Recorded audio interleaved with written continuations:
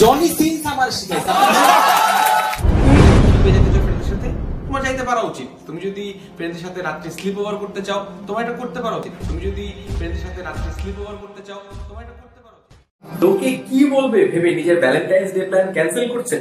তাহলে শুনুন, বছরের অল্প কয়েকটা দিন আমাদের একটু উৎসব করার, একটু ফুর্তি করার একটা আমেজ থাকে। আমরা সেজে গুজে বের হই, অনেক আনন্দ করি, খাওয়া দাওয়া করি, ঘুরে বেড়াই। এর মধ্যেও যদি এই টাইপের আতেল লোকজন বাগড়া দিতে থাকে তাহলে কি আর সহ্য হয় ভাই বলেন? সুতরাং এই সকল লোককে কি বলবে সেগুলো চিন্তা না করে stick with your Valentine's plan. আপনার বন্ধু, আপনার বান্ধবী, আপনার বয়ফ্রেন্ড, আপনার গার্লফ্রেন্ড, আপনার জাস্ট ফ্রেন্ডস, আপনার অনলি ফ্রেন্ডস, যার সঙ্গে ইচ্ছা তার সঙ্গে ঘুরতে যান, বন্ধুরা মিলে। একই কাজ যদি আপনি কনসেন্ট সহকারে করেন তাহলে এটা আপনার জীবনের সুন্দরতম মুহূর্তগুলোর একটা হতে পারে। আর যদি কনসেন্ট ছাড়া করেন তাহলে সেটাই পৃথিবীর জঘন্যতম অপরাধ, ধর্ষণ। অর্থাৎ আসসালামু আলাইকুম রহমতুল্লাহ। সম্মানিত উপস্থিতি, এতক্ষণ যাদের বক্তব্য শুনলেন এরা কারা, এদের পরিচয় কি এবং কারা এদেরকে পরিচালনা করে, আজকের ভিডিওতে আমরা সেই সম্পর্কে আলোচনা করব। কারণ আমাদের দেশে এমন কিছু সেলিব্রিটি আছে যারা সেবার আড়ালে পশ্চিমা সংস্কৃতিকে আমাদের দেশে চালু করতে চায়। আমাদের দেশের সরল মনা মুসলমান তাদের সেই সেবাটাকে সেবা মনে করে গ্রহণ করে নিজের ঈমান এবং মুসলমানিত্ব হারাচ্ছে।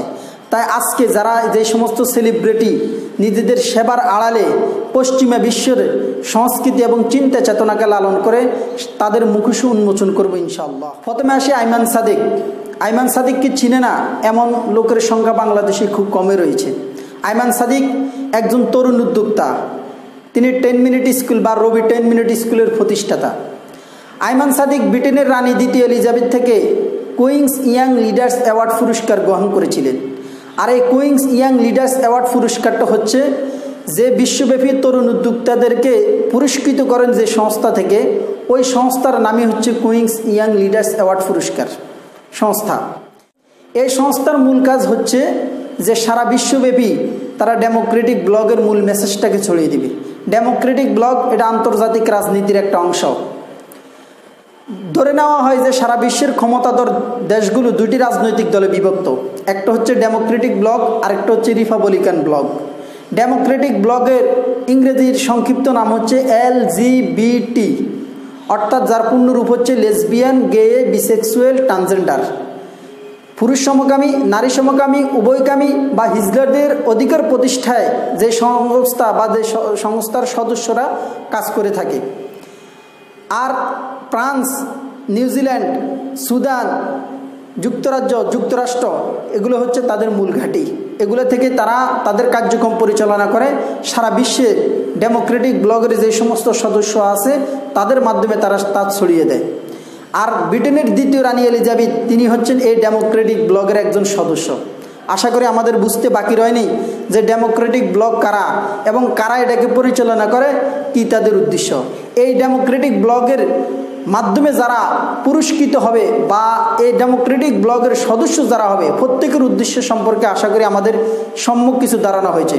আরেকটু পরিষ্কার করে বলি, আমেরিকার সাবেক প্রেসিডেন্ট বারাক ওবামা এই ডেমোক্রেটিক ব্লগের একজন সদস্য।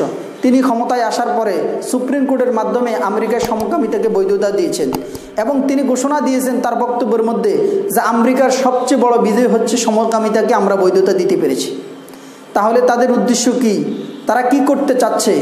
আজকে তারা সারা বিশ্বব্যাপী তাদের যে নেটওয়ার্ক ডেমোক্রেটিক ব্লগ, এই নেটওয়ার্কের মাধ্যমে তারা মুসলিম সমাজের সভ্যতা সংস্কৃতিকে ধ্বংস করার জন্য যে সমকামিতার মিশন চালু করতেছে, সেই সমকামিতার মিশনের অন্যতম একটি অংশ হচ্ছে রবি 10 মিনিট স্কুল।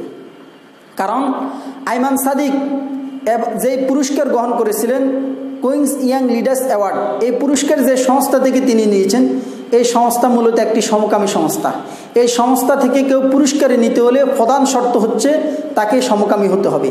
দ্বিতীয় নম্বর শর্ত হচ্ছে তাদের হয়ে লেসবিয়ান, গে, বিসেক্সুয়াল, ট্রান্সজেন্ডার অর্থাৎ নারী সমকামী, পুরুষ সমকামী, উভয়কামী এবং হিজলারদের অধিকার প্রতিষ্ঠায় কাজ করতে হবে।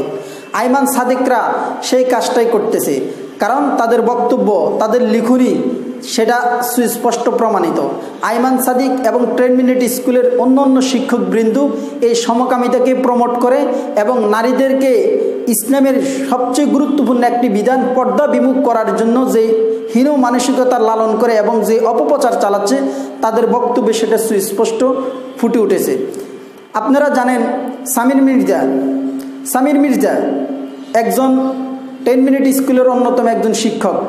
এই সামির মির্জা কিছুদিন আগে তার ফেসবুকে সমকামিতার প্রচারণা চালিয়ে একটি পোস্ট করেছিলেন, আর তার সেই পোস্টের মধ্যে কমেন্ট করে সেটাকে সাপোর্ট দিয়েছেন, সেটাকে প্রচারণায় অংশ নিয়েছেন সাকিব বিন রশিদ, যিনি 10 মিনিট স্কুলের আরেকজন পপুলার আরেকজন গণ্যমান্য শিক্ষক।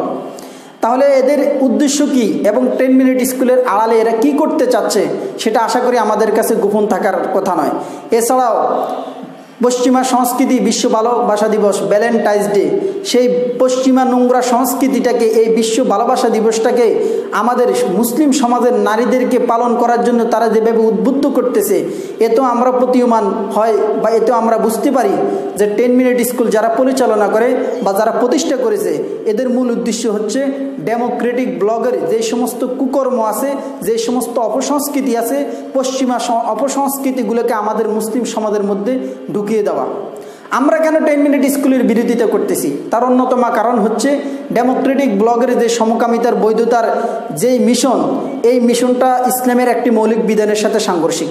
10 মিনিট স্কুলের শুধু সমকামিতা নয়, আরও অনেকগুলো বিধান আছে, বিষয় আছে, যে বিষয়গুলো ইসলামিক মূল্যবোধের সাথে সাংঘর্ষিক এবং আমাদের ধর্মীয়, আমাদের সামাজিক, আমাদের রাষ্ট্রীয় সংবিধানের সাথেও সাংঘর্ষিক।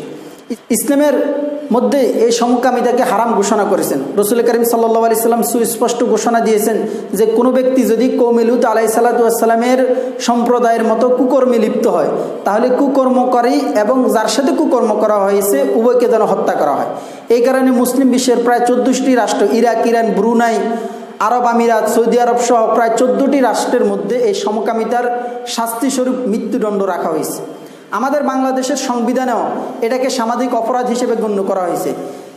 সংবিধানের 377 নম্বর ধারায় সুস্পষ্ট বলা হয়েছে যে এই সমকামিতা একটা সামাজিক অপরাধ এবং এটার শাস্তি যাবজ্জীবন কারাদণ্ড, অর্থদণ্ড রয়েছে। সুতরাং আমরা বুঝতে পারি যে সমকামিতাকে 10 মিনিট স্কুল প্রমোট করতেছে, প্রচার করতেছে, সেটা আমাদের ধর্মের সাথে সাংঘর্ষিক, আমাদের সংবিধানের সাথে সাংঘর্ষিক, আমাদের ধর্মীয় মূল্যবোধের সাথে সাংঘর্ষিক, আমাদের সামাজিক চেতনার সাথে সাংঘর্ষিক। সুতরাং এমন কাজ যারা প্রচারণা চালাচ্ছে তাদের বিরুদ্ধে ব্যবস্থা নেওয়া একজন সচেতন মুসলিম হিসেবে আপনার অপরিহার্য বিষয়। 10 মিনিট স্কুল যারা পরিচালনা করায় এদের গতিবিধি লক্ষ্য করা একজন মুসলিমের জন্য অপরিহার্য বিষয়। তাই আসুন আজ থেকে আমরা 10 মিনিট স্কুলকে বর্জন করি এবং 10 মিনিট স্কুল যেই পশ্চিমা সংস্কৃতি, নব্য সংস্কৃতি পরিচালনা করতেছে, সেই নব্য সংস্কৃতির বিরুদ্ধে আমরা আওয়াজ তুলি একসাথে, যে 10 মিনিট স্কুল আমাদের বাংলাদেশে যদি চলতে হয় তাহলে বাংলাদেশের ইসলামী মূল্যবোধ, বাংলাদেশি মুসলমানদের চেতনা, সামাজিক অবস্থানের দিকে লক্ষ্য রেখে চলতে হবে। যদি পশ্চিমা সংস্কৃতির কোনো এজেন্ট বাস্তবায়নের জন্য 10 মিনিট স্কুল পরিচালিত হয় তাহলে সেই 10 মিনিট স্কুলকে অবশ্যই রাষ্ট্রীয়ভাবে নিষিদ্ধ ঘোষণা করতে হবে।